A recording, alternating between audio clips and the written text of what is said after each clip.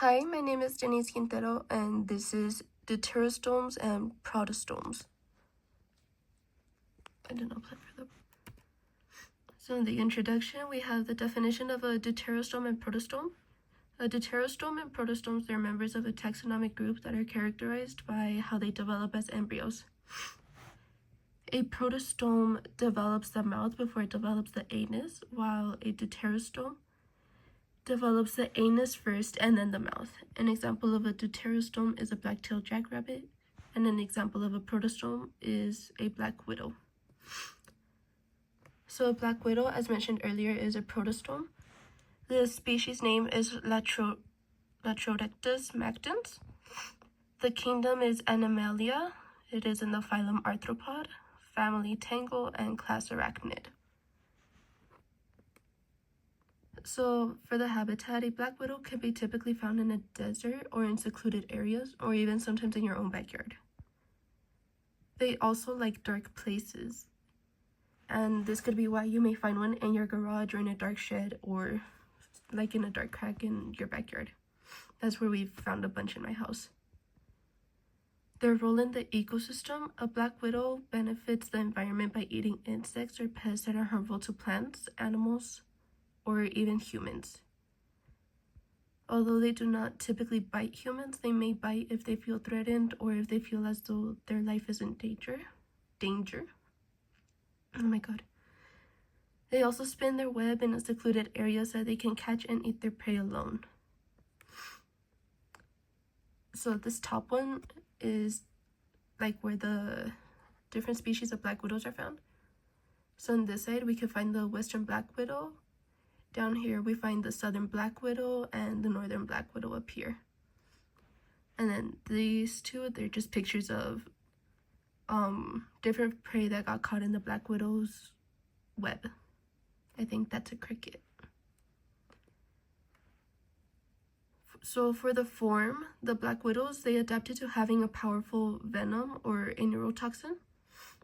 And this venom that the black widow possesses is used to paralyze its prey when it lands in the widow's web. Coming back up here, a black widow also spins a funnel web and waits for its prey inside of it while being upside down so they can feel when an insect lands on their web.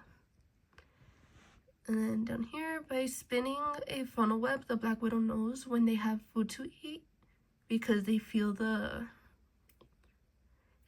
prey like move around in the web trying to escape it. Back up here, the black widows, they also wrap their fertilized eggs in a sack and carry it around with them, and this just ensures that the eggs survive and they don't get eaten by predators, increasing the population of the black widows. So here we just have a picture of a black widow inside of its funnel web, and here's the sack with the eggs. And then I'll show the video afterwards.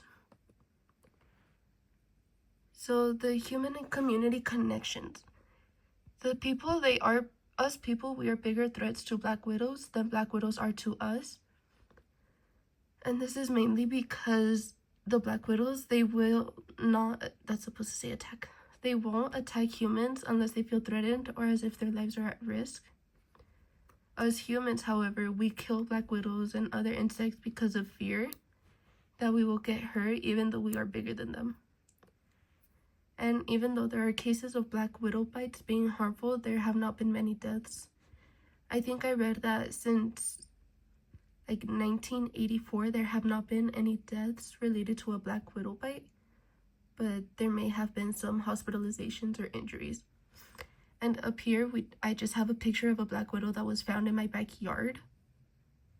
I don't think you can really see it. Yeah, I don't know what killed it. But it was found in my backyard, so it just shows that they can be found in secluded areas. And next we have the black-tailed jackrabbit, and this one is a Deuterostome. Its species name is Lepus californicus. It is found in the kingdom Animalia, phylum Chordate, family Leopards, and class Mammal. It unfocused. So the jackrabbit lives in brushlands or places with little to no grass present. They can also be found in prairies and meadows. They prefer places with little to no grass or bushes because the open space allows them to spot predators before they are spotted. But if they are found in places that do have a lot of bushes, they'll probably use it like to hide from the predators or as shelter.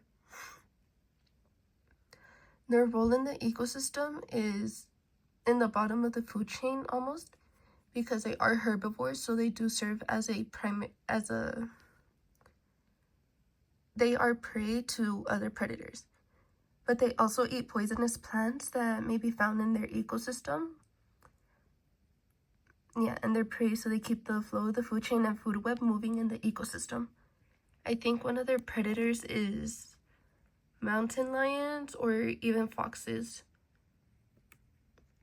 And here we just have two jackrabbits fighting, I think. And like the little bit of grass that is usually found in their habitats. Or even here on this one where you see a ton of bushes, but it's also like very dead and there isn't a lot of grass around. So their form, a black-tailed jackrabbit, they have big ears, and this is important because it helps the jackrabbit regulate its temperature, especially if they live here in El Paso. The summers they can get really hot, so their big ears, they help them regulate their body temperatures and not get too hot. And then they also have incisors in the front of their mouth.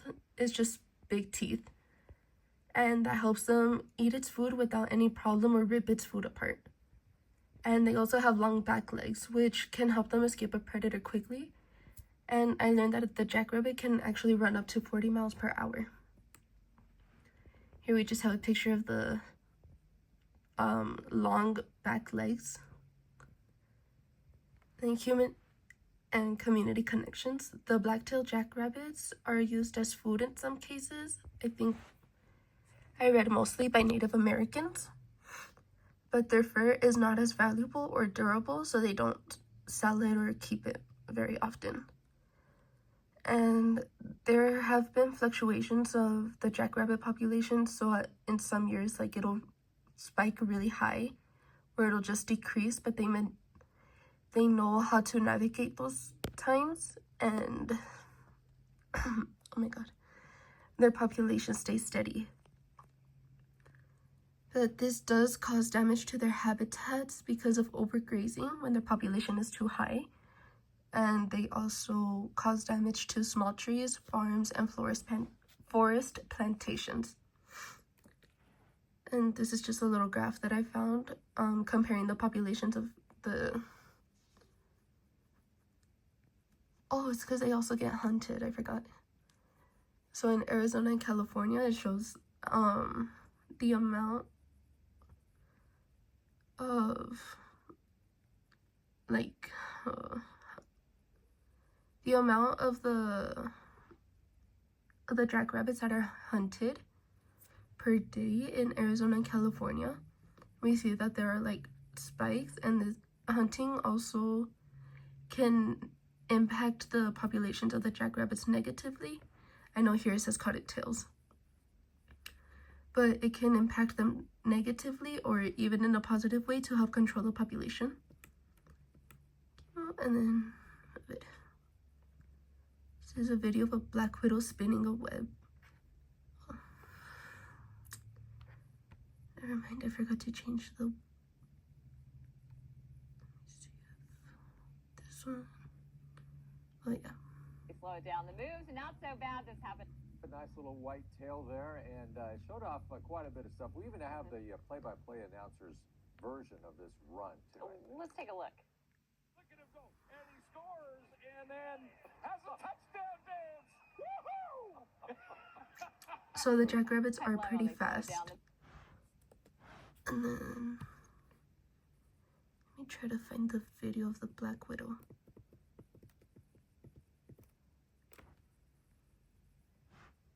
Let's see here.